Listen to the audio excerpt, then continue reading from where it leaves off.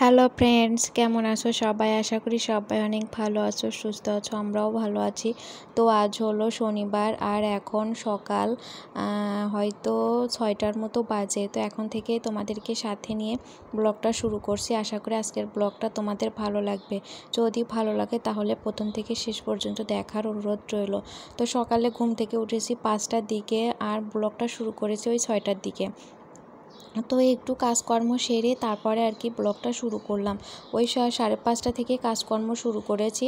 তো সমস্ত সকালের কাজকর্ম আর কি শেয়ার করা হয়নি। তো ভাবলাম কাজকর্মগুলো শেষ করে তারপর তোমাদের সাথে ব্লগ শেয়ার করব। তো সকালে ঘুম থেকে উঠে উঠোন ঝাড় দেওয়া, থালা বাসন ধোয়া, জামা কাপড়ও ধুয়ে দিয়েছি ধুয়ে তারপরে যে নিজেও একটু ফ্রেশ হয়ে নিলাম। ফ্রেশ হয়ে চলে আসছি রান্নাঘরে। তো ফ্রেশ হয়ে নিলাম, তারপরে আর কি মা উঠলো, বললো যে রান্না করতে। তো এই জন্য আর কি আমি রান্না করছি।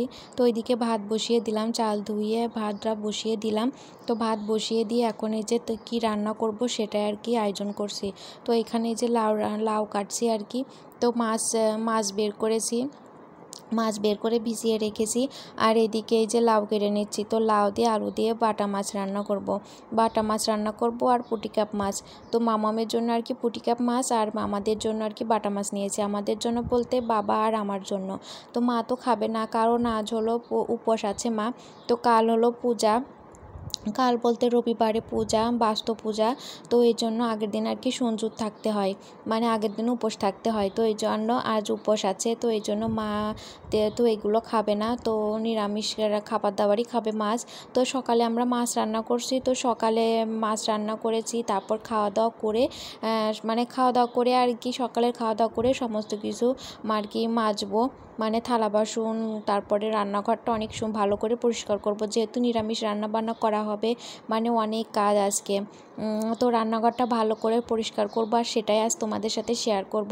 মানে আমার টিনের রান্নাঘরটা যেভাবে আমি সবসময় পরিষ্কার পরিচ্ছন্ন করে রাখি, বা পরিষ্কার যেভাবে করি, সমস্ত কিছু পরিষ্কার পরিচ্ছন্ন করে গুছিয়ে রাখি, সেটাই আজ তোমাদের সাথে শেয়ার করব। মানে সেভাবে কিছু একটা রাখি না, মানে রান্নাঘরে শুধু প্রয়োজন যেটা সেটাই। কারণ কি বলো তো, আমাদের যেহেতু মাটির উনানে রান্না করা, প্রচণ্ড পরিমাণে ছাই, ধুলোবালি এগুলো ওড়ে। তো এই জন্য অত শৌখিন জিনিসগুলো আর কি ওইভাবে রাখা যায় না।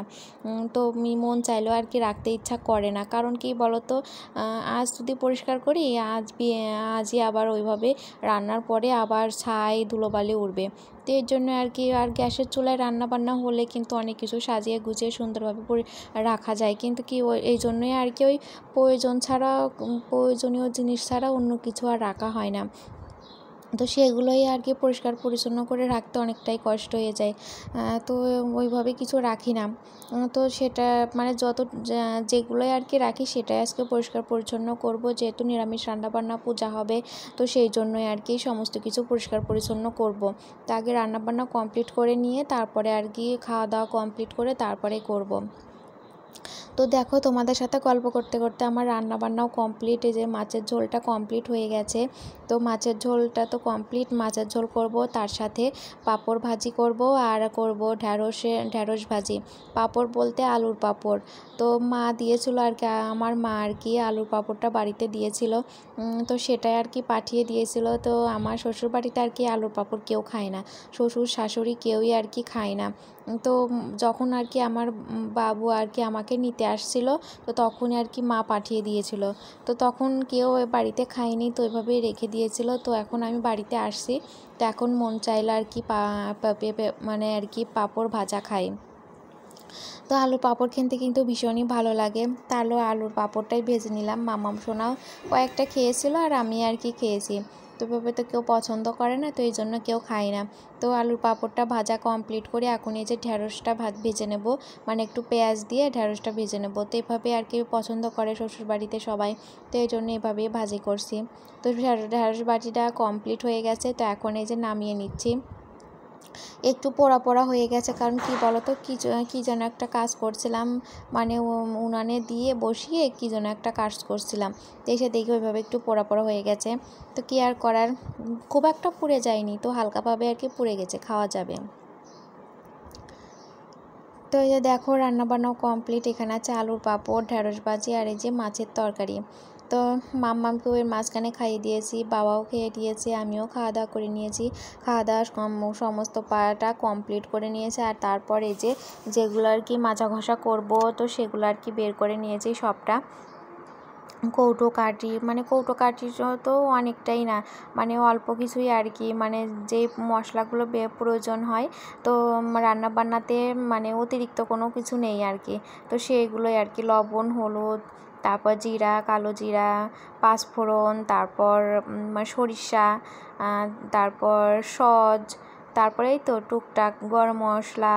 তো এই টুকটাক যেই মশলাগুলো আর কি সবসময় রান্নাবান্নায় ব্যবহার করা হয়, তো সেগুলোর কৌটাকাটি শুধু। তো তাছাড়া মানে এক্সট্রা এটা রাখা সেটা রাখা ওইভাবে কৌটাকাটিগুলো রাখি না আর কি প্রয়োজন ছাড়া, কারণ ধুতে অনেকটাই কষ্ট হয়। মানে 2-1 দিন পর পরই প্রচণ্ড পরিমাণে নোংরা হয়ে যায়, তেল, কাস্টে, ছাই একসঙ্গে আর কি মেখে খুবই খারাপ অবস্থা হয়ে যায়, এই জন্য রাখা হয় না। এগুলোই আর কি কয়েকদিন পর পরে আর কি একটু ওই আলতোভাবে মানে আর কি ওই একটা ভিজিয়ে একটু ধুয়ে নিই।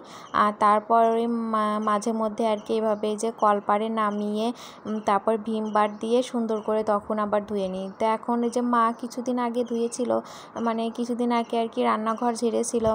মানে এই যে আমাদের এখানে যে কালী পূজা তোমরা দেখলে, তো ওই কালী পূজার আগে আর কি ঘর বাড়ি পরিষ্কার করেছিল। চৈত মাসে আর কি ঘর বাড়ি পরিষ্কার করতে হয়, ঝাড়া ঝোড়া, তো সেটা করেছিল।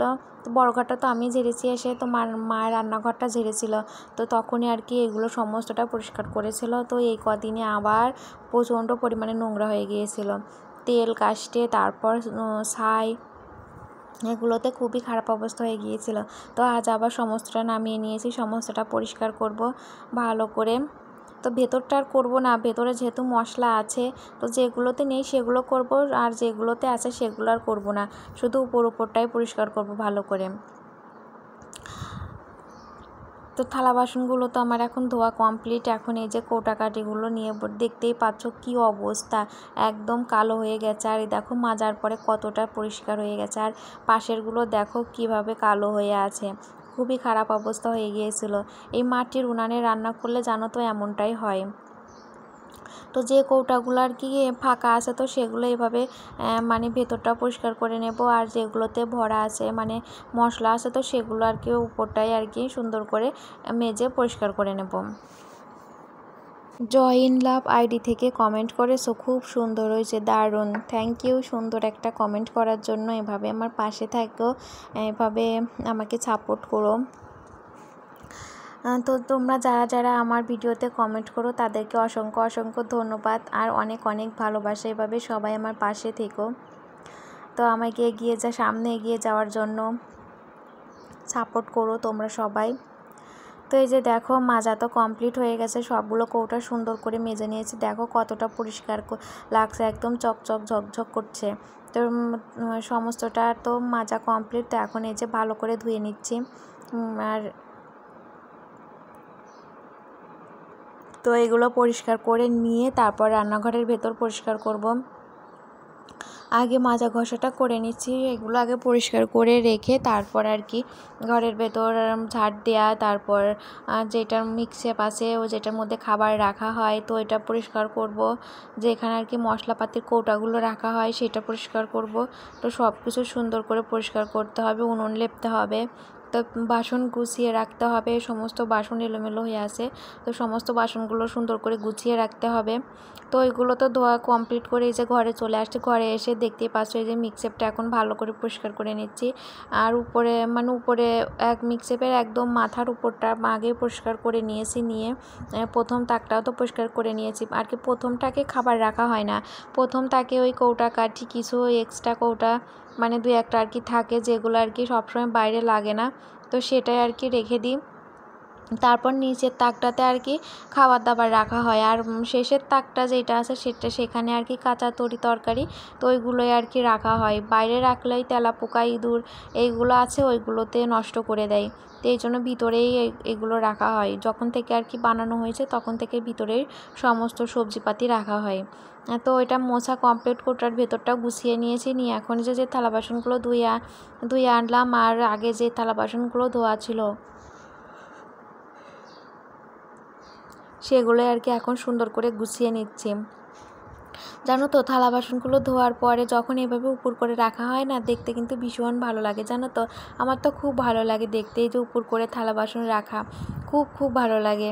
তার এইভাবে রেখে দিলে কিন্তু জলটাও ঝরে যায় থালা মানে বাসন থেকে, অনেকটাই ভালো হয়। আর এই যে দেখো বাসনগুলো তো গুছিয়ে নিয়েছি, নিয়ে এখন এই যে চামচ হাতা মানে খুন্তি তো এগুলো আর কি বেড়ার মধ্যে ওইভাবে গুজে রাখলাম।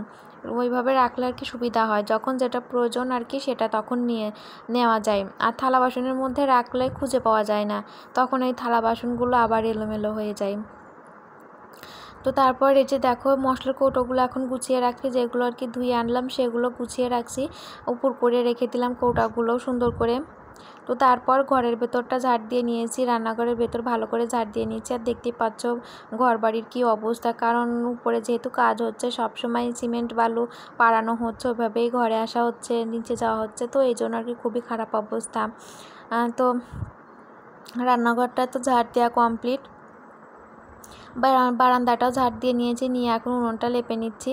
উনুনটা লেপে তারপর রান্নাঘরটা আর কি মুছলে কমপ্লিট কাজকর্ম, রান্নাঘরের কাজকর্ম আপাতত কমপ্লিট। এখনও বড় ঘরের কাজ পড়েই আছে, ওই ঘরটা তো করা হয়নি।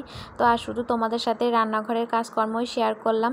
তো আমি কিভাবে আমার রান্নাঘরটা পরিষ্কার করে থাকি, এই টিনের রান্নাঘরটা, তো সেটাই তোমাদের সাথে শেয়ার করলাম।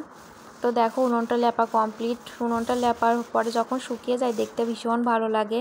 তো রান্নাঘরের ভেতরটাও মুছে নিয়েছি, এই যে টেবিলটাও এখন মুছে নিচ্ছি ভালো করে, যেহেতু টেবিলে খাওয়া দাওয়া করেছি এই জন্য টেবিলটাও মুছে নিচ্ছি।